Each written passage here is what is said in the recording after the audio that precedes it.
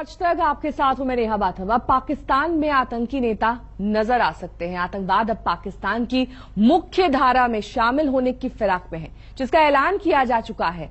आज हम आपको पाकिस्तान के इसी दोहरे चरित्र को दिखाएंगे और बताएंगे कैसे आतंकवादी पाकिस्तान की राजनीति में घुस रहे हैं।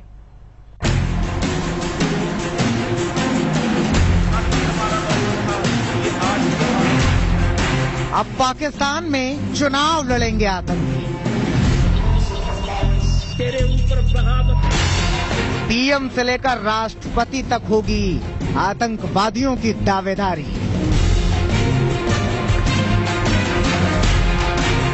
पाकिस्तान की मुख्य धारा में शामिल होंगे आतंकी। मोस्ट वांटेड आतंकवादी हाफिज सईद ने भी बना ली है अपनी राजनीतिक पार्टी। पूरी दुनिया में आतंकवाद का गढ़ कहे जाने वाले पाकिस्तान की चुनावी प्रक्रिया में भी अब आतंकवादी घुसने के लिए तैयार है। आतंकी हाफिज सईद पर नकेल कसने का दावा करने वाले पाकिस्तान की अब पूरी तरह से पोल खुल चुकी है। पाकिस्तान में हाफिज सईद ने अब अपनी राजनीतिक पार्टी बना ली है और वो बाकायदा चुनाव लड़ने की तैयारी कर रहा है। पाकिस्तान में सोमवार को आतंकी हाफिज सईद की राजनीतिक पार्टी का आधिकारिक गठन हो गया। पार्टी का नाम मिल्ली मुस्लिम लीग रखा गया है। हाफिज सईद ने जमात-उद-दावा के सीनियर सदस्य सैफुल्लाह खालिद को पार्टी का अध्यक्ष नियुक्त किया है। इस्लामाबाद में प्रेस कॉन्फ्रेंस कर पार्टी का नाम, लोगो और झंडा सार्वजनिक किया गया। सईद की ओर से राजनीति में आने का ऐलान ऐसे समय पर किया गया है जब पाकिस्तान में राजनीतिक उथल पुथल का माहौल है। पनामा केस में नवाज शरीफ को प्रधानमंत्री की कुर्सी गंवानी पड़ गई है। ऐसे में हाफिज सईद को लगता है कि उसके लिए ये राजनीति में कदम रखने का सबसे बेहतर मौका है, क्योंकि पाकिस्तान की सेना और आईएसआई में हाफिज सईद की अच्छी पैठ है। ऐसे में हाफिज सईद की नजर 2018 में पाकिस्तान में होने वाले आम चुनाव पर है। जल्द ही पार्टी नए चेहरों का ऐलान करेगी। पार्टी गठन के दौरान कहा गया है कि वो कश्मीर का मुद्दा पुरजोर तरीके से उठाएंगे। हालांकि हाफिज सईद ने अब्दुल रहमान मक्की और खुद को पार्टी से दूर रखा है। जहां तक प्रोफेसर हाफिज मोहम्मद सईद साहब का ताल्लुक है, अल्लाह तबारक व तआला उनकी हिफाजत फरमाए। वो मुहसने पाकिस्तान है। वो इस वक्त पूरे पाकिस्तान की जरूरत है। इस वक्त ये मसला छोटा है कि प्रोफेसर हाफिज मोहम्मद सईद का मिल्ली मुस्लिम लीग में क्या किरदार होगा। इससे बड़ा मसला यह है कि पाकिस्तान को जिन मसाइल ने घेरा हुआ है, इन मसाइल में क्या ये हक बनता है कि उस पाकिस्तान के मोहसिन को और 20 करोड़ पाकिस्तानियों के मुआवन और मददगार को बगैर किसी वजह, बगैर किसी कानून और उसूल के उनको नजरबंद रखा जाए।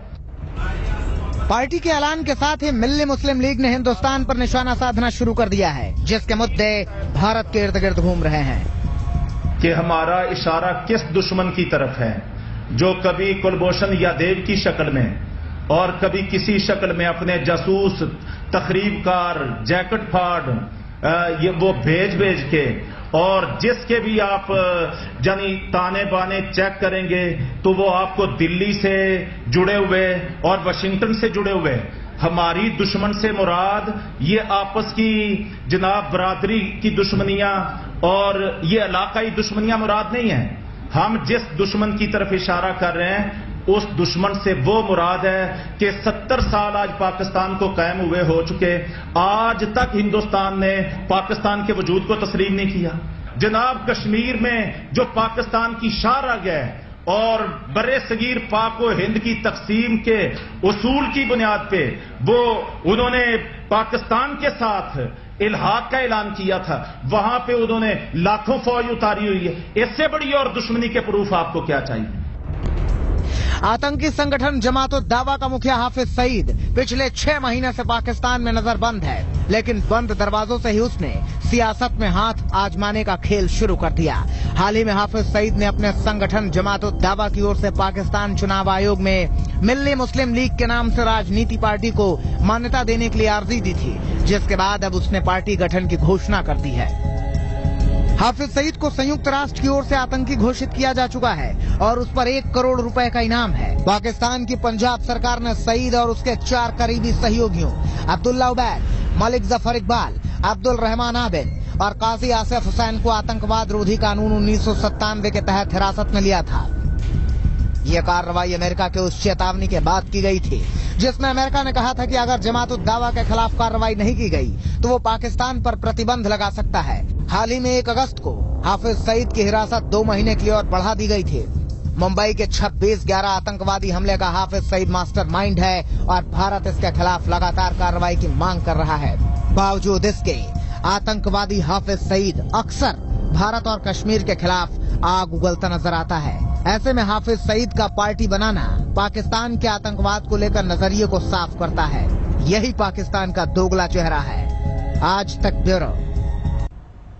पाकिस्तान का हर बार झूठ का पर्दाफाश होता रहा है। दुनिया के तमाम विरोध के बावजूद पाकिस्तान की हाफिज से मोहब्बत कम नहीं होती दिखती। वहीं हाफिज भी दुनिया की आंखों में धूल झोंकने के लिए नए नए हथकंडे और पैतरे अपनाता रहता है। पाकिस्तान की हुकूमत इसका नोटिस ले।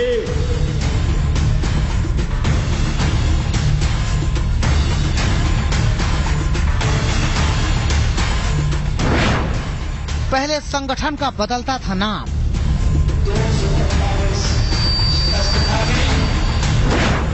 अब बना ली राजनीतिक पार्टी।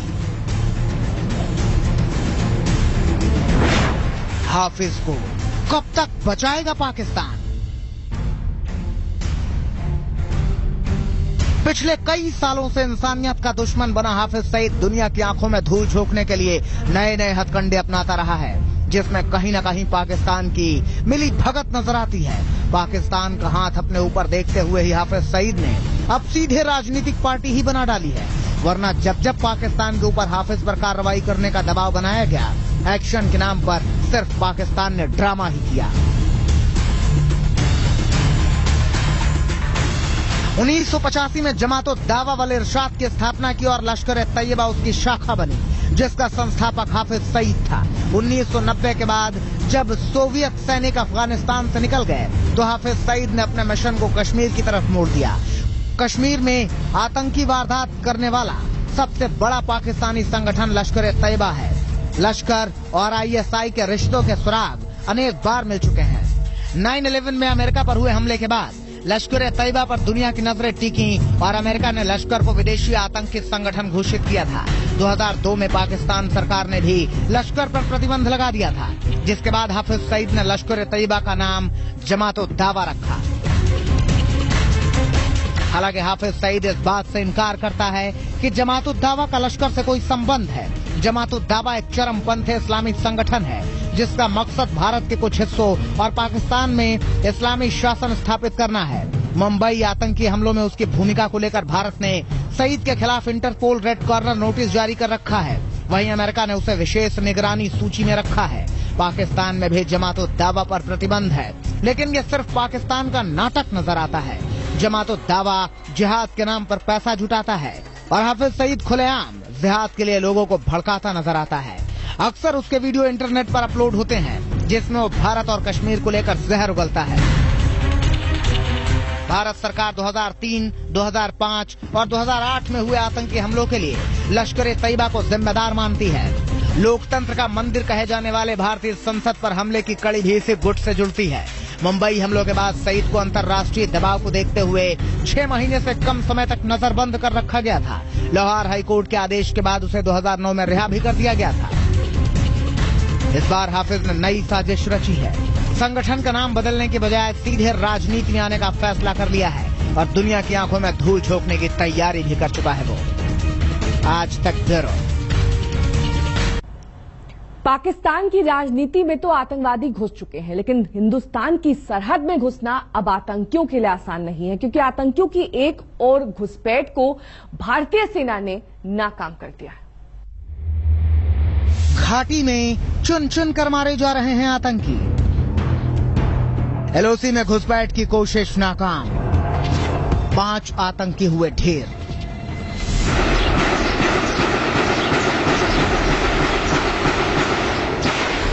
हिंदुस्तान की सरहद में बिना इजाजत गलत इरादे से घुसने की सजा सिर्फ एक ही है, मौत। एक बार फिर पाकिस्तान के कुछ और दहशतगर्दों को सेना ने यह सजा दी। जम्मू कश्मीर में सेना को बड़ी कामयाबी मिली है।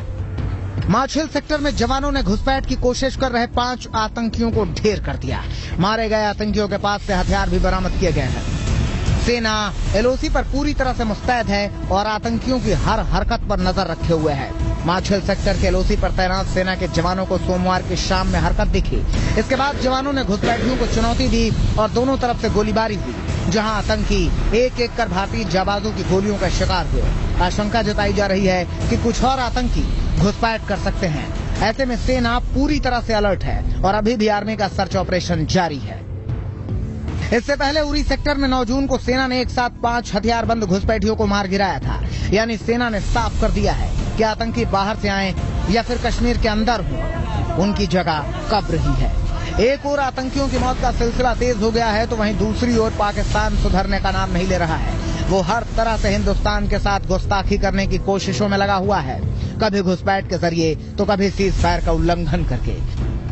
बारामूला जिले के उरी में पाकिस्तान ने एक बार फिर सीज फायर तोड़ा। क्रॉस फायरिंग में भारत का एक जवान घायल हो गया है, लेकिन जवाबी कार्रवाई में भारतीय सेना ने पाकिस्तान की ईंट से ईंट बजा दी है। कमलजीत संधू, श्रीनगर, आज तक।